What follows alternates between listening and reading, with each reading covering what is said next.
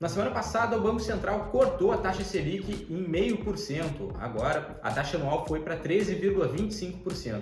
Como isso vai impactar a economia e como isso vai impactar os seus investimentos? Esse corte de 0,5 na Selic foi o primeiro corte nos últimos 3 anos. A decisão não foi unânime no cupom, mas teve o corte de 0,5 e são esperados outros cortes até o final do ano. Uma das principais razões para esse corte é porque a inflação, medida pelo IPCA e os demais índices, como o IGPM, tiveram uma queda considerável no último ano. Então, o IPCA, a última medida de junho, teve o seu valor anual ali em 3,16% ao ano. Ou seja, a taxa de juro real, que é aquela taxa de juro acima da inflação, está muito alta no Brasil, está acima do que a maioria dos países, tanto desenvolvidos quanto subdesenvolvidos. Isso mostra que o Banco Central foi feliz, ele foi muito assertivo nessas altas de juros que ele fez para controlar essa inflação que a gente viu que chegou até 12% ao ano. Então, o Banco Central fez um excelente trabalho, Roberto Campos Neto e a equipe do Banco Central conseguiu controlar a inflação aqui no Brasil,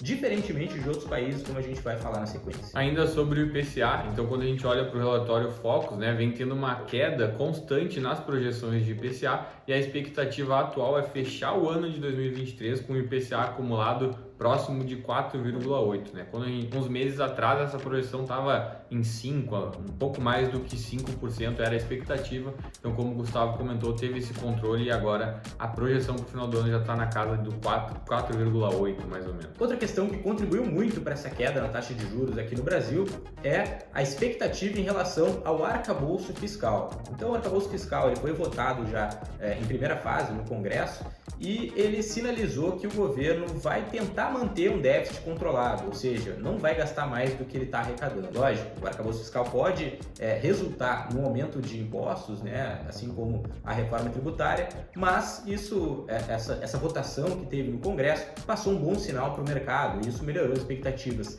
tanto de juros futuros quanto de inflação, como o Matheus falou, que foi evidenciado pelo Boletim Focus. Certo, então a gente passou aqui nas principais notícias e como que isso impacta a economia, Gustavo?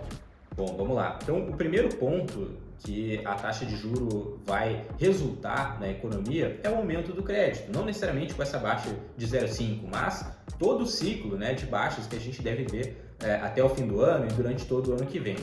Então, quando a taxa de juros cai, fica mais fácil para as pessoas consumirem, ou seja, você comprar uma geladeira nova, comprar um carro novo, enfim, consumir diversos bens e produtos. Isso influencia a economia, isso aumenta a demanda, isso gera renda e tudo mais.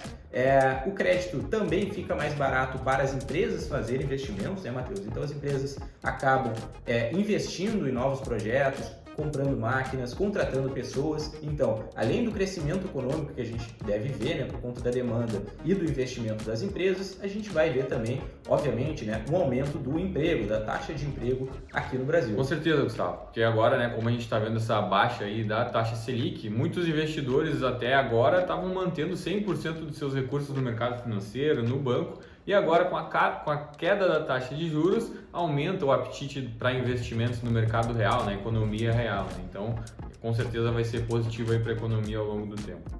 Exatamente. E tem outro ponto muito importante aqui, que é a queda do custo da dívida, tanto da dívida pública, ou seja, a dívida do governo através dos títulos públicos, e também a dívida privada, que é a dívida das empresas, principalmente aquela que é pós-fixada, ou seja, atrelada à taxa de juros. Com a queda da dívida das empresas, elas aumentam suas margens de lucros, têm fluxos de caixa maiores, então elas conseguem fazer mais investimentos e mesmo que ela não faça captação de recurso através de dívida, ela vai diminuir o custo da sua dívida, ela vai estar pagando menos juros sobre a dívida que já foi adquirida ao longo do tempo. E agora a parte mais importante que todo mundo quer saber, como que tudo isso impacta os nossos investimentos, o que eu tenho que fazer com a minha carteira de investimentos, é isso que a gente vai falar agora. Antes disso, aproveita e já te inscreve aqui no nosso canal e também deixa a tua curtida. Então, como o Matheus falou que deve ocorrer essa transição dos ativos financeiros para ativos para investimentos em negócios e novos empreendimentos e tudo mais, também existe uma rotação da carteira das pessoas, dos investidores,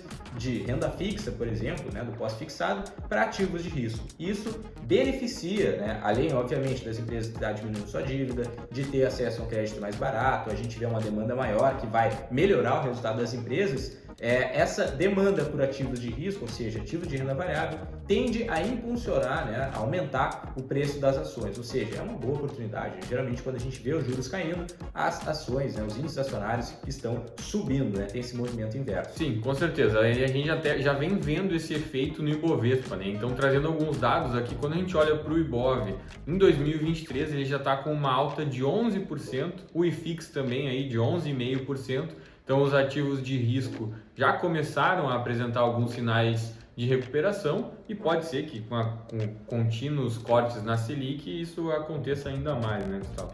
Então, é possível que a gente esteja diante de um ciclo virtuoso de valorização das ações, né? As expectativas já mostram que algumas casas, né, algumas corretoras já estão projetando o Ibovespa acima de 145 pontos até o fim do ano. Voltou o otimismo. Exatamente. Isso quer dizer que a gente tem que vender toda a nossa renda fixa, sair do pós-fixado e comprar ações, Matheus? Olha, eu acho que não é um momento de fazer grandes movimentos na carteira de investimentos, né? Aqui na Musa Capital nós temos uma estratégia de investimentos bem diversificada, onde a gente entende que faz sentido estar comprado nas diferentes classes de ativo, respeitando uma alocação bem diversificada, né? Então faz sentido ter renda fixa pós-fixada, pré-fixada, inflação, como também faz sentido ter um percentual na carteira em renda variável, tanto no Brasil quanto no exterior. E não quer dizer que devido a esses momentos de mercado a gente vai sair fazendo mudanças na nossa alocação, né? Não quer dizer que a gente precisa reagir diretamente a essas notícias ao mercado.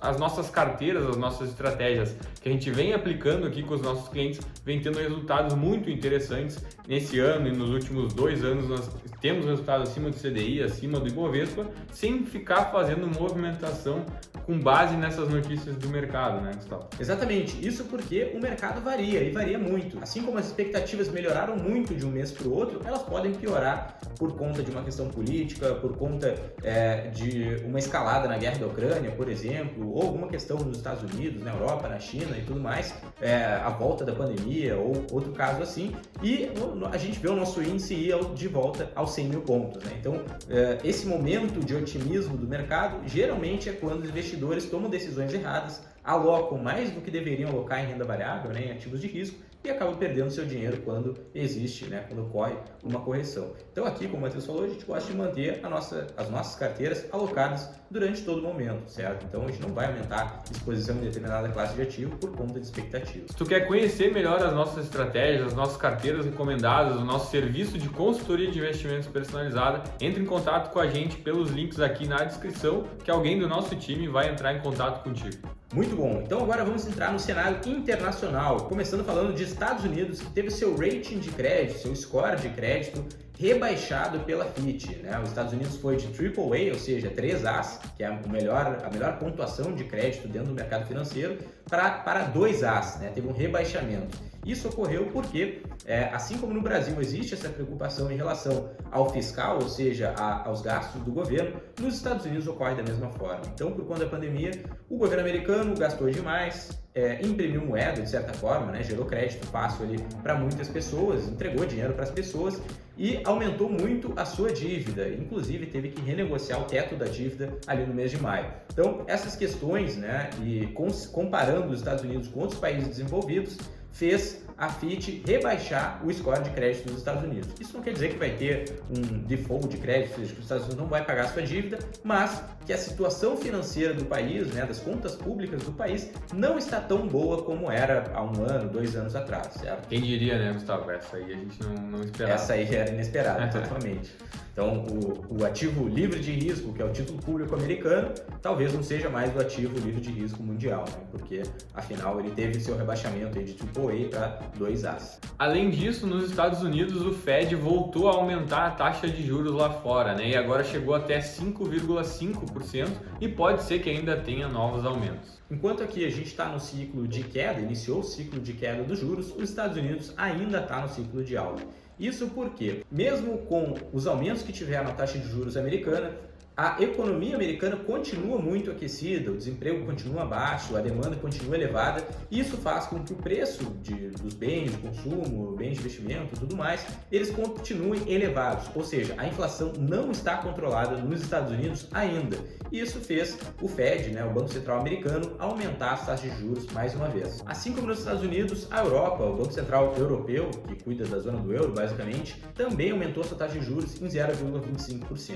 A diferença é que na Europa a economia não está tão aquecida assim, a economia não está tão boa e a inflação está muito elevada, ou seja, a Europa está muito mais próxima de uma estagflação e continuar aumentando os juros pode piorar a situação econômica da Europa. Isso quer dizer que a Europa está numa situação muito pior, em maus lençóis, muito piores do que os Estados Unidos e ainda piores do que o Brasil, que, né, como a gente falou, já está com a sua inflação controlada e começou o ciclo de queda de juros. E para fechar também a situação na China, né? A economia da China também vem desacelerando e isso impacta diretamente no Brasil devido ao nosso grande volume de exportação de commodities, e quando a China está desacelerando a gente acaba tendo uma demanda menor pela exportação das nossas commodities.